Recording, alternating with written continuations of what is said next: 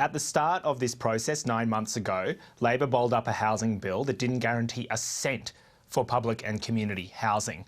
And the Greens put two issues on the table. We wanted more guaranteed funding for public and community housing, and we wanted action for the 1/3 of this country who rents. Well, as a result of Greens' pressure, we have got now in total $3 billion extra for public and community housing, and we guaranteed the $500 million a year thereafter for social and affordable housing.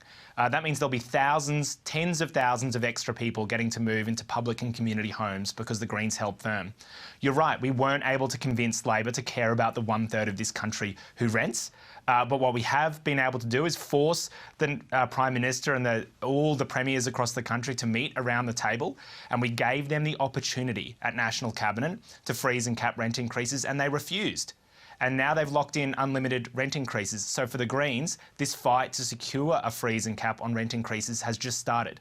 The entire national debate has shifted on renters. They are now a national political issue. That is the foundation upon which we will build our campaign and our fight to win a freeze and cap on rent increases. Because the bottom line is, these days, the Greens are the party for renters. We're the only ones standing out there fighting to cap and freeze rent increases. We're the only ones out there making sure that no one forgets that the 1/3 of this country who rents are often treated as second-class citizens.